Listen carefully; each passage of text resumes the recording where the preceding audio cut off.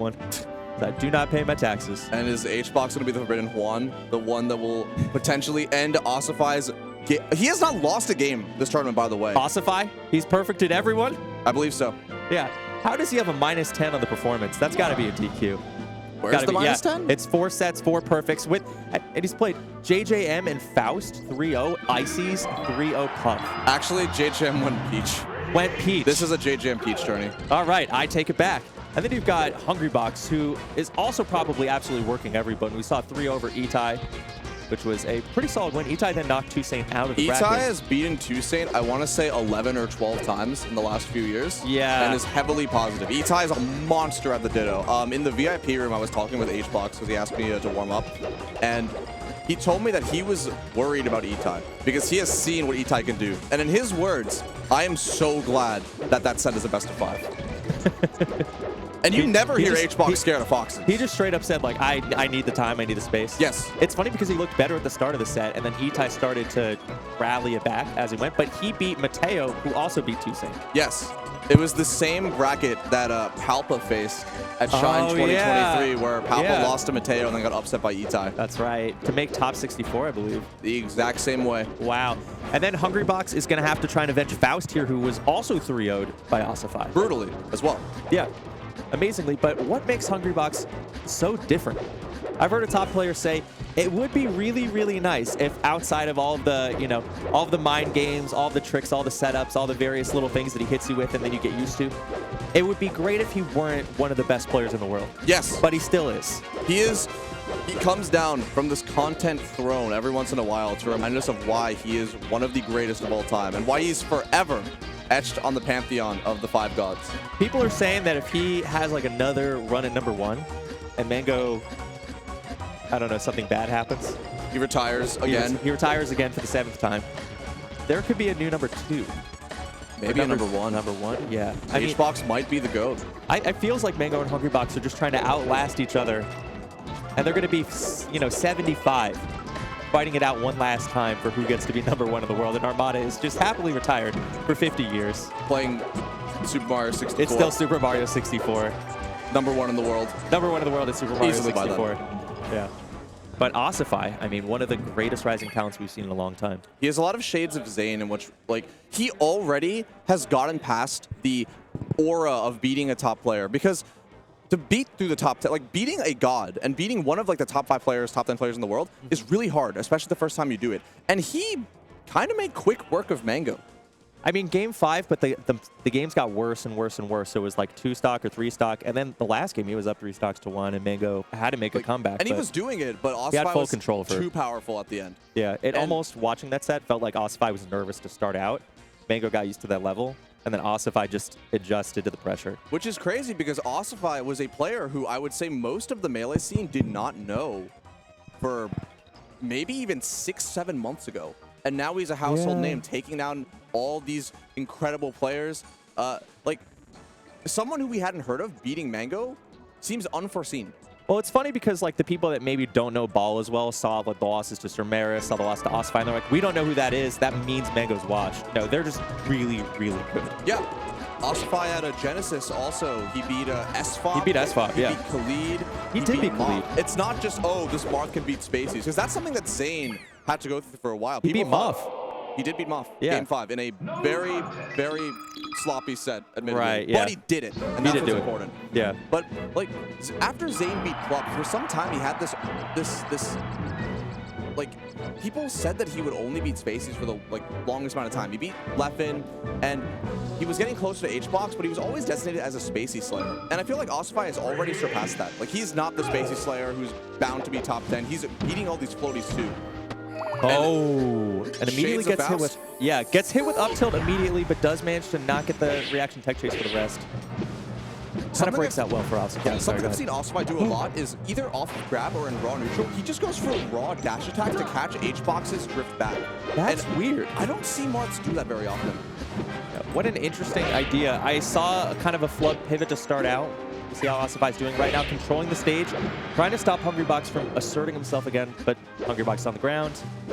And Ossify very patient on the platform, making it very difficult for H-Box to land a hit. Great counter hit too, swatting him in the air.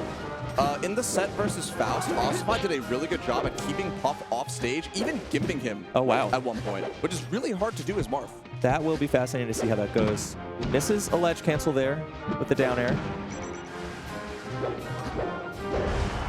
Okay. Okay, where is it? Oh, great crouch F smash. Yeah, that's beautiful. And Hungrybox is so ready for that grab, too. Oh, he was waiting for a roll in or a dash in, but Ossify's so patient. It's a dangerous, dangerous part of the bracket. So much more melee to be played today. We're going to top 32, right into top 8 after this. Non-stop melee action all day. Not a better way to spend a Sunday than a Collision 2024. There really, really isn't. And I mean, yesterday was so incredible, too. And this is where everybody struggles. Can you figure out how to finish off Hungrybox's stalker? You're going to get arrested. Beautiful juggle into that, too. That's just one of the dangers of playing H-Box. If you give him an inch, he will take a mile. One of his great strengths is sharking with that up air. For a character with not that big of a disjoint off up air, makes it work incredibly well. Do you know how many years he as a Puff has gazed upward at a Marth trying to land at him and rested so mercilessly? Beautiful Marth killer. Great Marth killer. Yeah. So it's the quick kills that are really coming together here. And you just have to play so well to outplay Hungrybox to make that up. And like he's getting these fares in, dealing a decent amount of damage. Great pivot tipper. That's a good sign. That's a good diagnostic. But he's still got a pretty considerable disadvantage right here. H-Box with a full stock. So it looks like it's happily fares out of the corner. That's good. Just try and stop Hungrybox from punishing you. We used to see Zane run to the corner versus Hungrybox and get punished pretty heavily during the invulnerability. Oh, no. Oh. Almost got rested there. I feel like I want to see if Ossify does more with Oh, no! Well done. Disgusting rest from H-Box. You might be a rising star. I am the content god. He's hit that for 15 years. He has. Waiting for that roll in. And he will keep doing it until the end of time. That is true. All right, so Ossify, let's see what he's learned. He's got a counterpick right now. Yeah. Where are we going? I'm thinking Yoshi. Ooh, small stage. The kills are going to come early. Something I noticed in this set as well as in the Faust set is that Ossify has been doing a lot with Nair. And it seems like H-Box hasn't really found a great way to deal with the Nair. Like, the most he's been able to do is fair trade. And I want to see if Ossify does more Nairs, because it seems like H-Box hasn't dealt with them yet. I see. And he's looking really, really strong against fair. Great edge guard here. Yeah, like he's looking really, you were saying, he looks really strong against fair. He's able to either take a trade or dash out of the way and get a whiff punish, just like that up air. Or he'll get under it if it's a full hop, and then it's sharking. Exactly. Got to be careful there. Oh, he's kind of fishing with that F smash. First time playing Juan. No one beats him the first time. And the Wall of Pain, the classic. I feel like DI's gotten good enough to the point where we don't really see that anymore. Yeah, Hungrybox just doing some advanced coverages. Does not get a ledge cancel, go to ledge there, so Hungrybox is going to get a rest if he wants it. Just decides not to. He's a merciful god. Yeah. Maybe you can just take the stock clean. He probably could. I mean, he's at 4 stocks to 2. Oh, beautiful. Just a raw. It wasn't even a tipper. No. That's so funny. And on this stage, that's going to kill. Good counter pick. Side B stall for a bit. I like that H-Box didn't immediately opt for a shield grab on the fair. I feel like a lot of Puffs will go for that, and instead he waited for Ossify to dash back and then went for an aerial out of shield to cover the dash back. Hungrybox is already ready with the next action. He's not impulsive. He looks good on defense. So ahead. Okay, good side B to interrupt the edge guard. But now it's another chance. We saw it again, that roll. All right, and right now Hungrybox is looking like he has a huge, huge chance to go up 2-0 in this set, which is huge. And Ossify playing the center stage game like a shark, gets the next Nair. Ooh, tried to get a monster tipper there and a stock early, try and make this comeback happen. The Nairs, as you're talking about. H-Box has not been able to deal with it yet, but Ossify hasn't really capitalized off of it. That's interesting. What do you do to get around that? You stay a little bit grounded, get under the Nair? I think you just position yourself a little further back so you can whiff punish or get stage. He's a genius. Wow. He's the smartest man alive. He caught Hungrybox overreaching on an edge guard. Great stuff from Ossify. He's clawing his way back. But H-Box with another lead. You know, in a world where Zane didn't exist, maybe Ossify could have survived that edge guard, but Hungrybox is prepared against the best of the best. Oh, 100%. Yeah. It was after Super Smash Con where H-Box barely lost to Zane, where he tweeted that this matchup was impossible. Oh, it's kind of looking like it with that Yeah, if you can get killed at 50, okay, roll in and up till rest. Oh, goes for an up air instead. Yeah. Okay, so Ossify with the nair to zone out Hungrybox, but he's getting sharked for a bit, makes it down to the ground. It's nairs again. What happened to HBox's lead? Ossify has clawed his way back. Yeah, just found early kills. Another nair. That could have killed. Good defense by Hungrybox. He's going to have to get the edge guard and this game before it gets too nasty. Misses the down smash. Yeah, that's a good move to use. But it doesn't hit, and that's the end of the game. Presses R and a pop-off. Yeah. That's a big swing. Well deserved. Yeah. Because it looked like Ossify was about to make it back. Well, for that, Ossify, you've earned yourself Dreamland and another Dreamland if you win this next game. But we've seen Ossify even as early as 2 weeks ago. I know. Reverse 3-0 a god. I will say this, though. This would be more impressive just because the counterpick is so unbelievably polarizing against Marth. Absolutely. Also, to beat Hungrybox twice on Dreamland. To clutch on Clutchbox and... I thought maybe if the DI wasn't good, that would kill. Hungrybox DI'd well. Monster tipper. Oops, all tippers? Yeah, don't let it get stale, though, Ossify. Gotta need that to kill. Yeah. And now it will kill, which is extremely funny. I think that was a shield poke with that up air. I like it. Okay, and it's the... Oh my... It's perfect. That was crazy. So HBox was waiting out Ossify's fair to whip punish it, and Ossify... Oh, wow. Just fires right back. Touchdown one. It's Sunday. Oh, Abed Ballin. This is a mix-up. Can you get out? And he did. You can't. But still got F smash. That was crazy. Yeah. Ossify is just... He's got the tipper mandate of heaven right now. And the fairs. He saw in those earlier games that he was getting crouch grabbed and crouch rested, so he's now just fairing whenever HBox is crouching. Dark 10X, you called it. Game 3 versus the god. Ossify starts busting it down. Ossify is a generous god too, because he decided to give HBox 2 games to make him look better. It might be too many. I gotta say it. It's too many even. Good shield poke in the back here. Yeah. Staying patient, crouching menacingly in front of the Ossify. That's going to be a very painful missed tech chase if Hungrybox can finish this stock out. He should be able to. No way, he wasn't invincible. Okay, Hungrybox now not going back to ledge after that miss because he knows that Ossify is waiting for the instant tipper. Ossify's mix-ups on landing are so unique. They're getting better. Yeah. He's learning as the set goes on. Yeah. It's AGI. It's just Ossify. He's just in the machine the whole time. There's no chat GPT. Okay, what's the... Oh, very good. So it's what, wave dash F smash there? Yeah. Percent? Didn't even need a tipper. Yeah. Little danger of Yoshi's. Oh, no. That's a tough tip. And up smash. That's what we were talking about. Get under nair. Doesn't cover very well below you. So you can crouch and stay on the ground. And send him to the heavens with an up smash. Yeah. You can't do that at 0% though, so he's got to build... Oh! But up tilt could do it. And on a stage like Yoshi's, it's a little scary going for rest, especially now. It's definitely off the table at this stock, at least. Ossify getting faster and faster as the set goes on. Massive reach with the pound. Great. Ooh, another whiffed grab, though. If Ossify can manage to find these grabs, that's going to be one thing, but... A great trade for HBox, sending Ossify once again. Oh! And that will do it. Ossify on the board, but... Like we talked about, we are going to Wanland.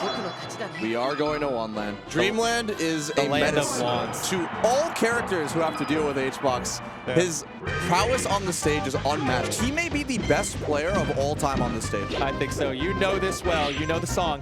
Now, what makes this so much harder for Marth? I've been talking about it, and now I'm going to throw to you to cover for me. Sure. The platform heights. That is the biggest thing in this matchup. Aside from the blast zones being right, everybody knows harder. Everyone knows that's obvious. Yeah, it's number one. But the platform heights make it so hard because the space above, like the side platform space, makes it difficult for Marth to cover every piece of the platform while on the ground. It takes an extremely strong Marth to even be able to space up tilt correctly on that. Yeah, thing. like you have to space up tilt under the side platform on Dreamland. You don't have to do it on Yoshi's. You don't have to do it on Battlefield. Oh my god. And he doesn't care. Ossify is leading game 4 on Dreamland. But we've seen this story before. Juan is one of the great hope sellers for anyone trying to make an upset, but the Marth killer does not come out. Ossify has more juice on this stock.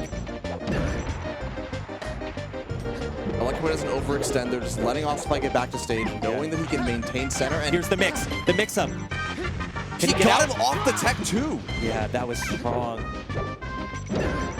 Oh, great dash attack, covering the dash back on Ossify's part. And now just making sure you get the Marth killer set up right, but Ossify was too close into the stage. Will survive. Great DI. The drill up smash instead of rest to not get.